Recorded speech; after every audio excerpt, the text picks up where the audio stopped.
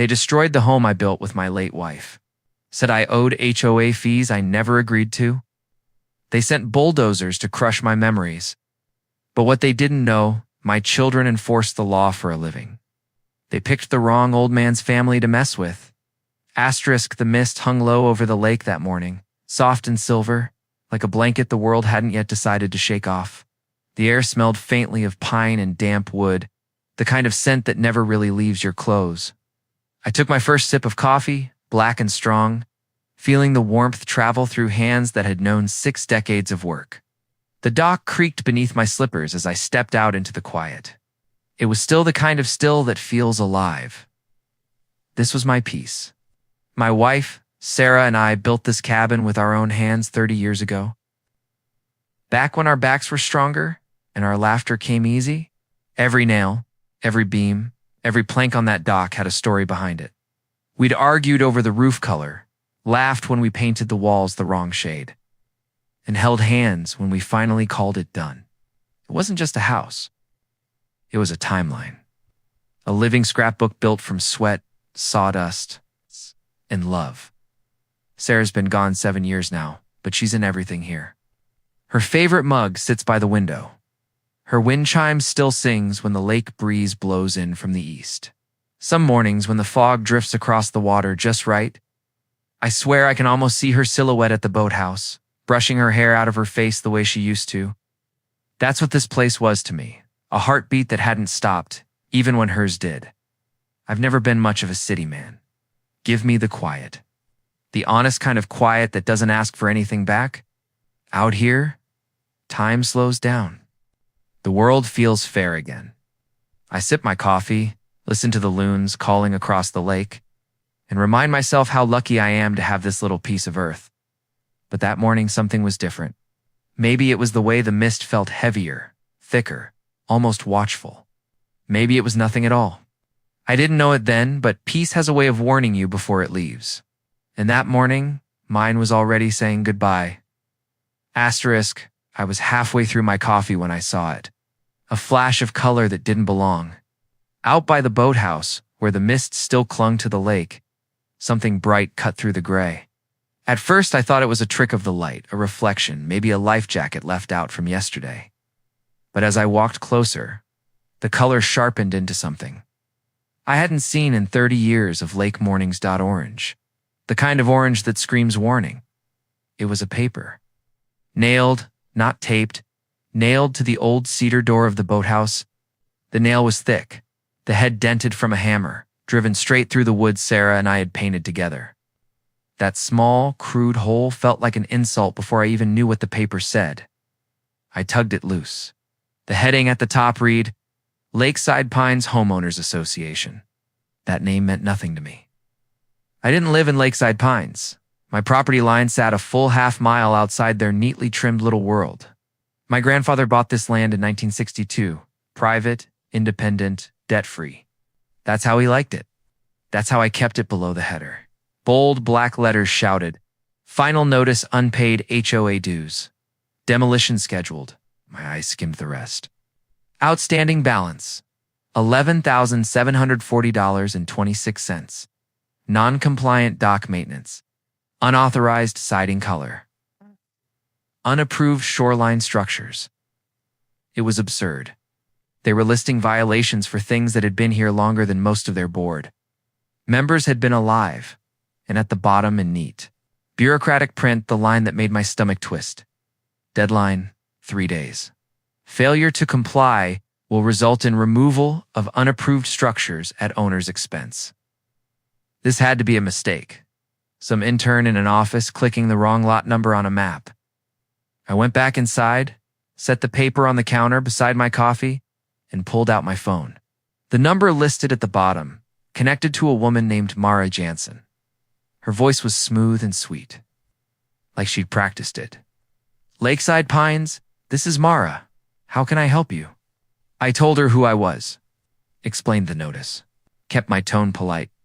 She gave a soft laugh, the kind that makes you feel small. Oh, Mr. Weller, yes. I see your file here. Looks like you're quite behind on your dues. I don't have dues, I said, steady but firm. I'm not part of your association. Long pause. Then, the faint sound of a smile in her voice. Well, that's interesting. Our records show your parcel was annexed 6 weeks ago. Community vote. I frowned. Annexed. Without my consent? Don't worry, she said softly, almost kindly. I'll flag it as a possible clerical mix-up. Everything will be handled before any demolition is scheduled. She made it sound easy, simple. But when the call ended, the quiet in the cabin felt wrong. I looked back at that orange notice on the counter. The words demolition scheduled burned through the paper, and in the reflection of the window behind it, I could already see the future, something coming down the road, heavy and unstoppable. Asterisk, the next morning, the mist was gone. The lake was a mirror of hard blue sky, sunlight glinting off the water like shards of glass. I was making my coffee thinking maybe that phone call yesterday had worked itself out. Maybe Mara really had flagged it. Then I heard it. A deep, low rumble that didn't belong to nature. The sound of something heavy and alive crawling down gravel. I set my mug down, heart already picking up pace. Stepped to the window and froze. Parked halfway down my drive was a massive flatbed truck, engine idling.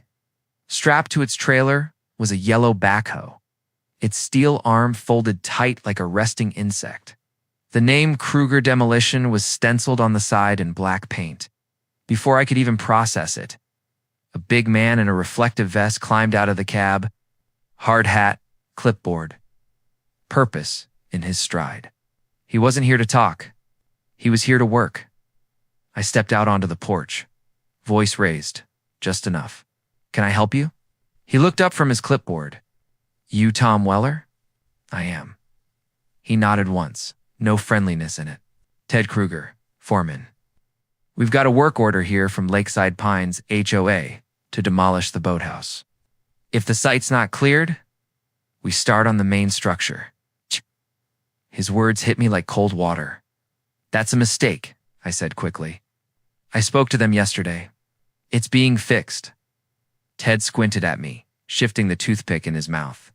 Look, mister, I don't make the calls. I just follow orders. Paperwork says demolition today. You've got a certified check for 12 grand? I'll call it off. Otherwise, he jerked his thumb toward the machine behind him.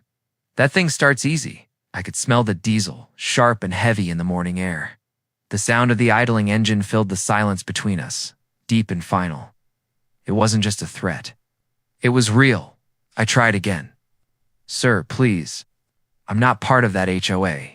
You're about to destroy private property. He finally looked me in the eyes.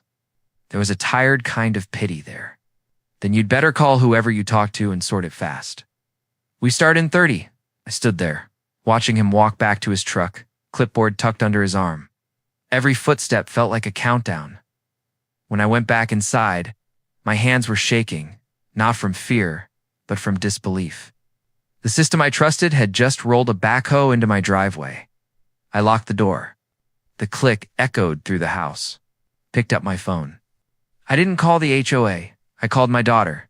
Dana answered on the first ring. Dad. Her voice was calm.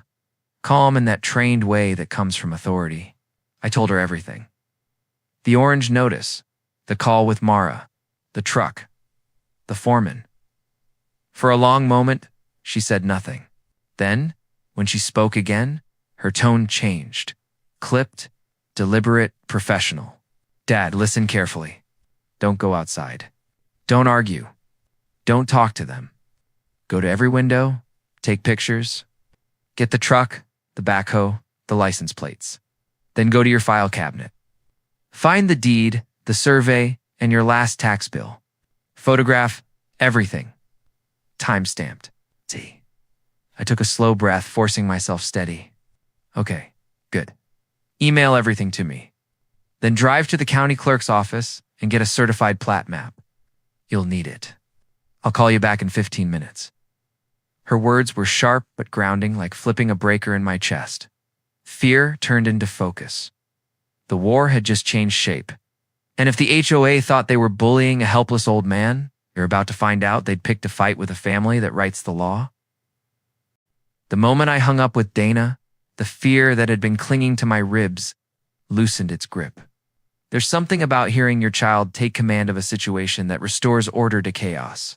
She'd always been the calm one, the thinker, the fixer. And right now, she was all three. I went room to room, following her instructions like a checklist. Take photos. Every window. Every angle. The truck. The backhoe. The license plate.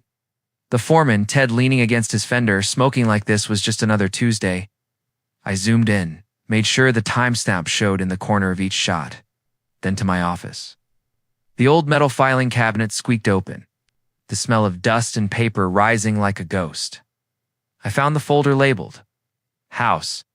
Inside were the bones of my life here, the original deed from my grandfather. The survey we filed when Sarah and I built the boathouse. And the last property tax receipt, each page marked with my name and this exact parcel number. No HOA, no shared ownership, just clean, undisputed land. I laid the papers out on the kitchen table and took photos of them all. By the time I hit send on the email to Dana, I could hear Ted's backhoe rumbling to life outside. The engine throbbed, low and mechanical, but he didn't move it, not yet. He was waiting, maybe for a call, maybe for permission. I hoped that call would come from someone who knew what they were stepping into. My phone buzzed. Dana again. Got the files, she said, her tone clipped. Good work, Dad. I've already shared them with Mark and Ray. We're on our way. Shh. Mark and Ray, my boys. My second line of defense. Ray, 38, Homeland Security, quiet as a wolf, built like a linebacker and sharp enough to read a situation before anyone else did. Mark, 34, postal inspector, quick-talking, sharp-minded. A born investigator who loved digging into fraud cases just to prove people wrong. Together with Dana, they were a wall of calm authority. When I built this cabin, I never imagined it would become a tactical operations center. But within 2 hours, that's exactly what it was. They arrived in unmarked black sedans, quiet, controlled, all business. Dana was first through the door, her hair pulled back, eyes alert. Ray followed, scanning the tree line, while Mark carried a laptop bag and a thermos of coffee. Like he was clocking in for another day at the office. Dana kissed my cheek. You did everything right, she said. Then, just like that, they switched gears, the warmth of family giving way to the precision of professionals. My kitchen table, the one Sarah and I used to eat breakfast at, became their command center. Start with the plat maps, Dana said, sliding her tablet onto the table. Dad, show me your property survey. I laid the old one beside the new digital map she pulled up from the county's online database. They looked almost identical, but not quite. The lines were off. Barely visible unless you knew where to look. On the current record, the boundary of the Lakeside Pines HOA extended north, a clean curve that swallowed my property whole. They redrew the line. Dana murmured. Moved the HOA border just enough to include your lot. And guess who filed the change? She tapped the screen. Mara Jansen. HOA president. Ray leaned in, arms folded, his voice low. That's document forgery and property fraud. Mark smirked. And if she sent those demolition notices through mail? Mail fraud. Federal offense. Dana looked up, her eyes glinting. Good, let's build the record. What followed was something to see. 3 grown children moving like clockwork. Mark tracing the emails on the HOA's website. Ray cross-checking county filings for altered maps. Dana documenting every illegal threat with timestamps. Geolocation data and witness statements, mine included. Outside, the demolition crew was still waiting, restless. But inside, the tide was turning. Hours passed. The sun shifted west. My phone buzzed with messages from neighbors they'd seen the truck too, heard the rumors. One even offered to come help me protest. I told them to stay put. This wasn't going to be handled with signs and shouting. This was going to be handled legally. By nightfall, my kitchen smelled like coffee and quiet determination. The orange notice now sat pinned to a corkboard beside my deed and survey. Evidence tagged with sticky notes. Mark leaned back, cracking his knuckles. She picked the wrong guy, he said. Dana didn't look up from her notes. No, she corrected softly. She picked the wrong family. Outside, the lake was still. The demolition truck was gone for now, but everyone in that room knew this wasn't over. It had just begun. Asterisk, by the next morning, I thought maybe the worst had passed. The demolition crew hadn't returned. The air over the lake was calm again, and for a few quiet minutes, I let myself believe Dana's report had scared them off. Maybe they realized they'd tangled with the wrong people. But bullies don't quit when they're wrong. They double down. It started just after sunrise. A metallic crash echoed through the valley so loud it rattled my coffee mug. I stepped onto the porch and froze. A 30-yard dumpster, the kind they use on commercial construction sites, sat squarely at the end of my driveway. No way in, no way out. Spray painted in red on the side were the words, "Property of Lakeside Pines, HOA, debris removal." At debris! That's what they were calling my home now. Ray was already outside. Standing with his arms crossed, eyes scanning the scene like he was reading a crime. "They're boxing you in, Dad," he said. Control and intimidation. Classic move. I didn't reply. I just walked back inside, opened my notes app, typed 5:32 a.m. Large dumpster dropped, blocking driveway. Photos taken. Then I went back out and started documenting. Every angle, every inch. License plate of the truck that dropped it. Timestamp on every photo. Evidence, not emotion. That's what Dana always says. By the time I finished, Mark was at the table with his laptop open, digging. "Found a contact," he said, tapping the HOA website. "Greg Purcell, treasurer. He's listed on all their payment records. Put the call on speaker." The line rang twice before a gruff voice answered. "Yeah." "Hi," Mark said smoothly, voice calm and friendly. "This is Mark Weller, calling on behalf of my father, Tom. We're just a little confused about a dumpster that appeared in his driveway this morning." Was a low chuckle on the other end. "Confused? Pay the fine, it gets removed. Simple." Mark's tone didn't change. "I understand, but you're aware my father's property isn't in your HOA, correct?" A longer laugh this time. "Says you. Says our paperwork he is. Until he pays, things are going to get a lot more inconvenient." Mark shot me a look, that quiet signal that meant keep listening. He leaned in closer to the phone, voice softening, pretending defeat. "We just want this to stop. My dad's an old man. He doesn't need the stress. Maybe he should just sell the place and move." There was a pause, then Greg's smug tone came back, dripping with satisfaction. "Well, now, that's the smartest thing I've heard all day. Trust me, kid. We'll make him want to sell. It'll be cheaper for him in the long run." Mark ended the call with a polite thank you and set the phone down. The room went quiet except for the faint hum of the refrigerator. Ray let out a slow exhale.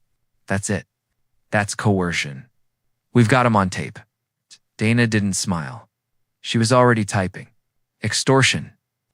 Combined with the falsified property claim? This is a federal case. But we play this smart. We start with local enforcement. Build the record." She drafted a cease and desist letter that afternoon. Clear, direct, and devastatingly formal. It cited property obstruction, harassment, falsified jurisdiction, and recorded threats. It was the kind of letter that didn't scream, it cut by dusk. The sheriff's cruiser rolled up the road. He couldn't drive down because of the dumpster, so he parked at the top, got out, and shook his head. "Tom," he said, reading the letter, "this is ridiculous. I'll handle it." He walked straight to Lakeside Pines. 10 minutes later, Mara herself appeared, perfect hair, fake smile, pretending confusion. The sheriff didn't raise his voice. He just handed her the letter.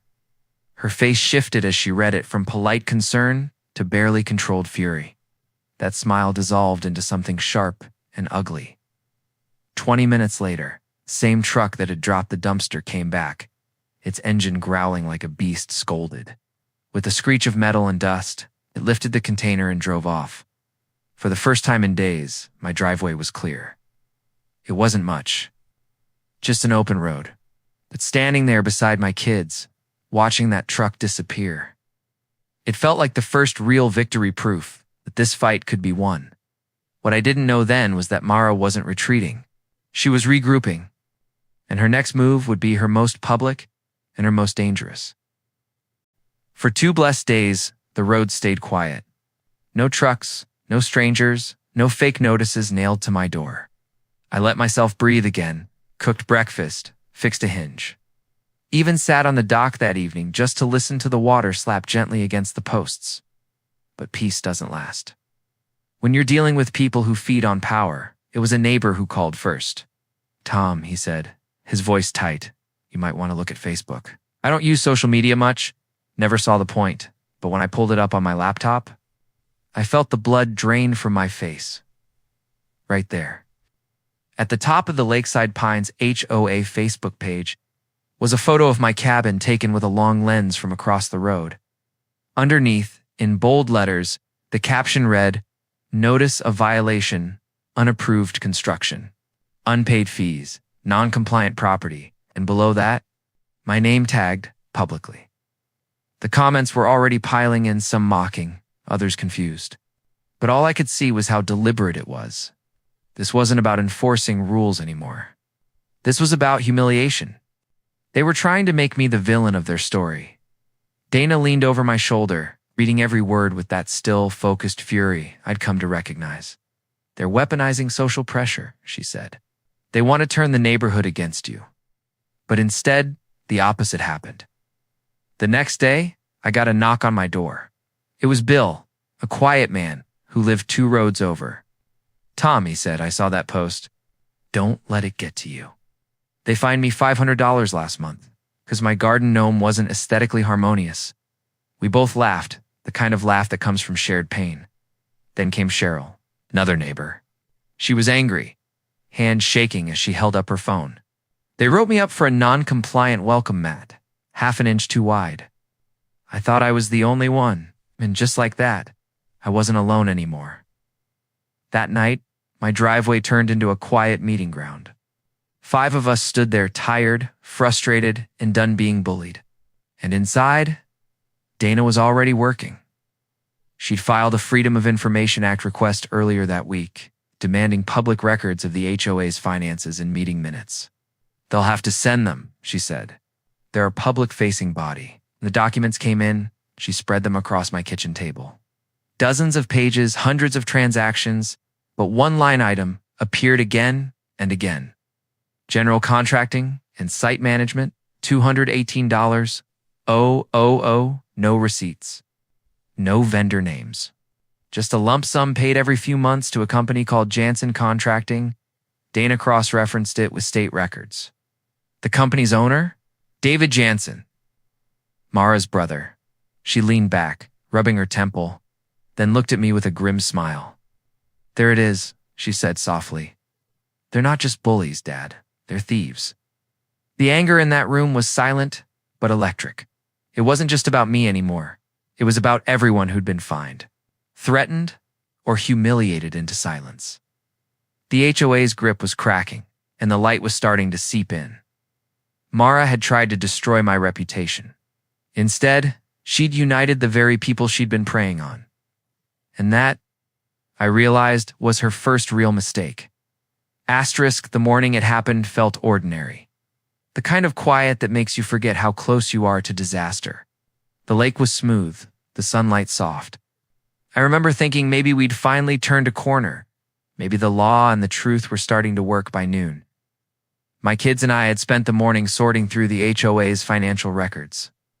Cataloging every fake transaction, every missing receipt. There was laughter in the house again. For the first time in weeks, the air didn't feel heavy. Around lunchtime, I decided to run into town for a few things, just a hardware errand, nothing special. Dana insisted I take my phone and keep my receipts like this was still part of the mission.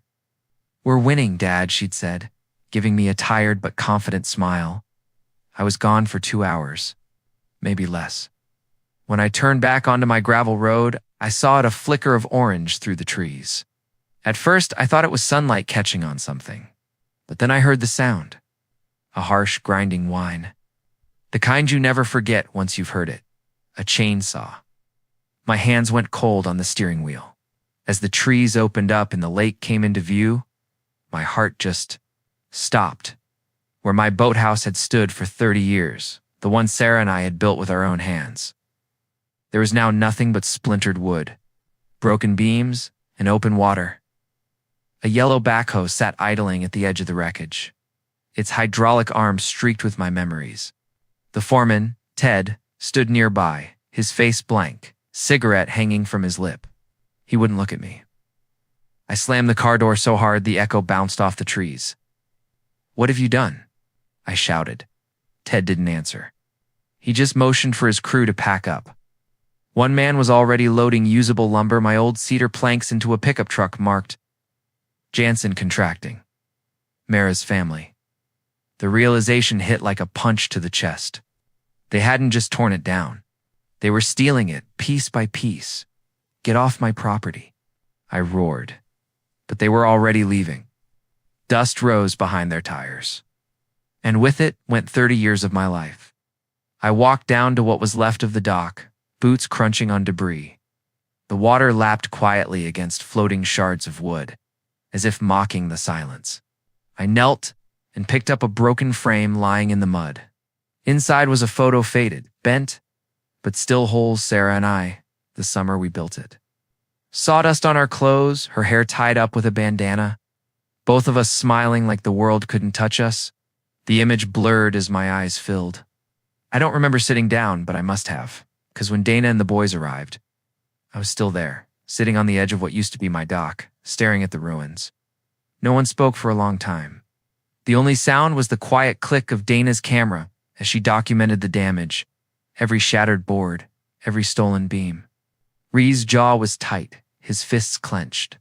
Mark stood behind me, silent for once. Finally, Ray said, low and controlled, "That's it. No more waiting. We stop reacting."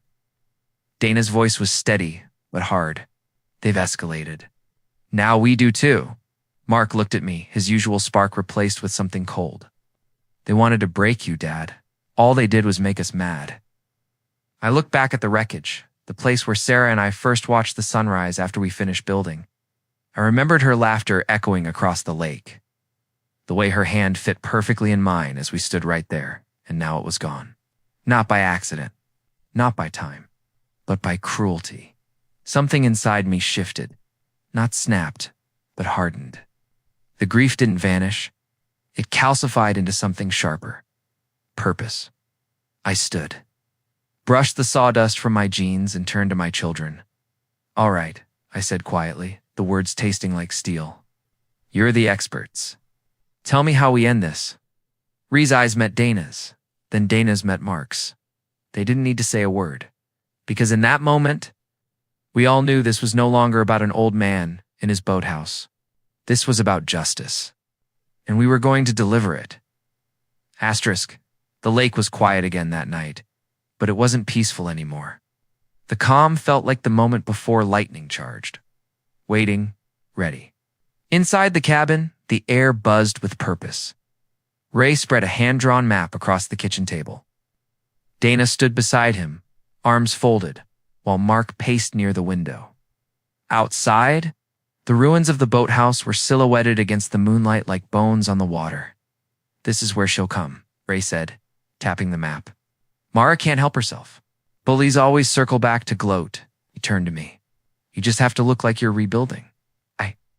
I raised an eyebrow. "Rebuilding?" "After she flattened it." "Exactly," he said. "You'll be the bait." It sounded crazy at first, but as they laid out the plan, it started to make perfect sense. Dana called it Operation Mirror.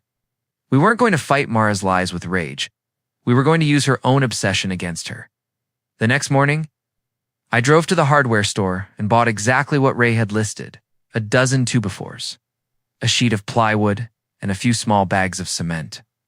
Not enough to build a boathouse, just enough to make it look like I was starting one. When I stacked the lumber neatly on the dock, the gesture felt symbolic. Like placing bait in a trap that justice itself had built, Mark helped me draft fake blueprints clean.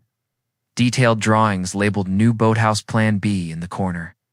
We scribbled technical notes like exceeds county code and reinforced foundation. Then we left them spread open on my workbench in full view of the garage window. If Mara drove by, she'd see them. If she was snooping, she'd need to see them. Meanwhile, Ray went to work on surveillance. He was methodical, quiet, almost surgical. He installed 4 motion-activated cameras, no larger than golf balls. One hid inside a birdhouse facing the dock. Another, under the eave of the garage, aimed directly at the blueprints. The third, tucked into the hedge that bordered the property line, the path she'd have to cross. The last inside the cabin window, capturing a wide shot of the yard and lake. He tested the feeds from his phone. Each angle came through crystal clear. "Eyes everywhere," he said with a grin. "She won't even know she's starring in her own downfall." For 2 days, we waited. Every time Ree's phone buzzed with a motion alert, my pulse jumped. A squirrel on the dock. The mail truck turning around. Bill's golden retriever sniffing the new lumber. Nothing. By the 3rd day, I began to think maybe she'd finally backed off. Then, just after 11:30, the alert pinged again. Ray glanced at his phone and froze. "Dad," he said quietly, "you need to see this." There she was. Mara Jansen. Perfect hair, clipboard in hand, striding down my driveway like she owned the world. She paused by the dock, snapped pictures of the stacked boards, then marched straight toward the garage window, eyes locked on the decoy blueprints. She leaned in, phone up, taking photos through the glass. Dana whispered, "She's trespassing." Got her. Before Mara could move again, the low hum of engines rolled up the gravel drive. 2 black SUVs appeared, dust curling around their tires, stopping side by side to block her exit. The doors opened in perfect sequence. Ray gave a small nod toward the window. Showtime. Mara spun around, her face draining of color, as 3 agents stepped out. Dark suits, calm movements, no words. Then, from the second SUV, Dana emerged, blue windbreaker unzipped.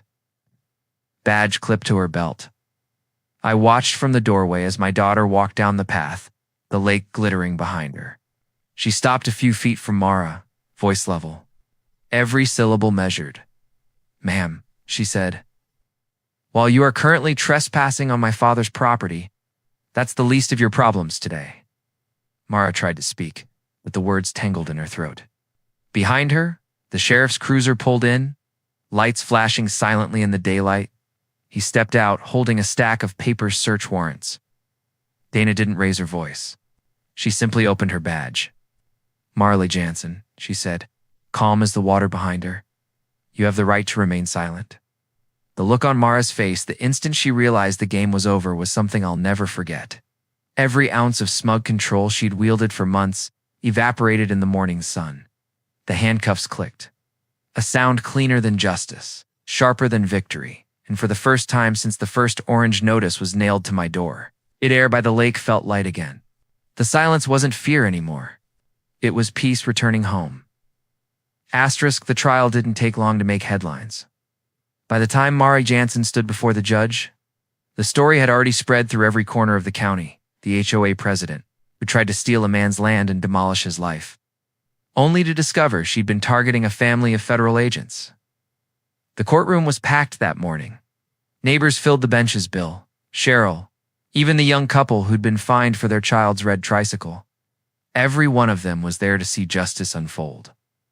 Mara sat at the defense table, her lawyer whispering furiously, but the color had drained from her face. The confidence, the charm, the fake authority, gone. She looked smaller now. It's a kind of small you can't fix with money or power. The prosecutor began with what? Dana had built a mountain of evidence so precise it was surgical. Every photo, every document, every timestamp laid out like clockwork. The forged plat maps were first. 2 nearly identical sheets displayed side by side on a projector. My original deed from the county and Mara's updated version, one clean line redrawn just far enough north to swallow my property. The prosecutor's finger traced the discrepancy. "Ms. Jansen, this boundary change was filed 6 weeks before the demolition notice was sent. It was submitted using your credentials. Can you explain that?" Mara didn't answer. She just stared at the table, her jaw tight. Then came the community vote.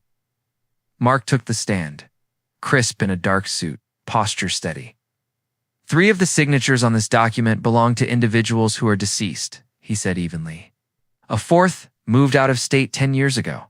These are fraudulent filings, mailed, delivered, and stored through federal systems. That's mail fraud. Next came the emails Dana's team had recovered from Mara's computer. On the screen, the words appeared, projected large enough for everyone to read. The old man on the lake called, "He knows the deed. Stall him. We need to make him sell before he figures it out. Don't worry about the law. We are the law here." The courtroom went silent. Even the judge paused. You could hear the faint hum of the fluorescent lights above. Then came the financial records, the smoking gun. Dana stepped forward, voice clear, professional. Over the past 5 years, more than $200,000 in HOA funds were paid to a shell company called Jansen Contracting, owned and operated by the defendant's brother. She clicked through slides of transactions, invoices with no services listed, payments disguised as maintenance costs. This wasn't an error, Dana said. It was theft, disguised as governance. He explained how they'd captured Mara trespassing, how every frame of footage was date-stamped and verified. When the judge saw the video of Mara taking photos through my garage window, her face pinched, like she'd swallowed something sour. By the end, Mara's defense lawyer had stopped objecting. There was nothing left to say. The verdict came down swift and heavy. Guilty on all counts, wire fraud, mail fraud, conspiracy, extortion, property destruction, trespassing. Greg Purcell. Her treasurer flipped halfway through the trial. Cutting a deal and confessing everything, how Mara had forged votes, filed false annexations, and used HOA authority to bully homeowners into selling. The judge's ruling was final and poetic. Mara Jansen was sentenced to prison, ordered to pay me $64,000 in personal damages and fully rebuild my boathouse out of her own assets, not HOA funds. Then came the part that made the room erupt in quiet satisfaction. The Lakeside Pines HOA was dissolved, its charter revoked, all remaining funds frozen pending investigation. When the gavel fell, the sound echoed like thunder through the courtroom. The end of an empire built on arrogance. And for the first time in months, I could finally breathe again. Asterisk, it took a few weeks for the noise to die down. The courtrooms emptied, the reporters stopped calling, and the signs bearing Lakeside Pines HOA came down one by one. For the first time in years, the lakefront didn't feel like it belonged to a corporation. It belonged to the people who lived here. The morning after Mara's sentencing, I woke to the sound of something I hadn't heard in months. Laughter outside my window. When I stepped onto the porch, I saw a familiar sight. Trucks parked in my driveway. Tool belts glinting in the early light, stacks of lumber where the rubble had been. But this time, it wasn't a demolition crew. It was my neighbors. Bill waved a hand from the dock. We figured it's about time we helped you rebuild what she tried to take. Beside him, Cheryl handed me a coffee. Black, strong, just the way I like it. We're not just fixing a boathouse, Tom, she said softly. We're fixing the neighborhood. Dana and the boys were there too, sleeves rolled up, ready to work. It felt strange watching my children, agents of the law, hammering nails and sawing boards, their laughter mixing with the cries of gulls overhead. But it also felt right. We rebuilt slowly, piece by piece, not rushing a thing.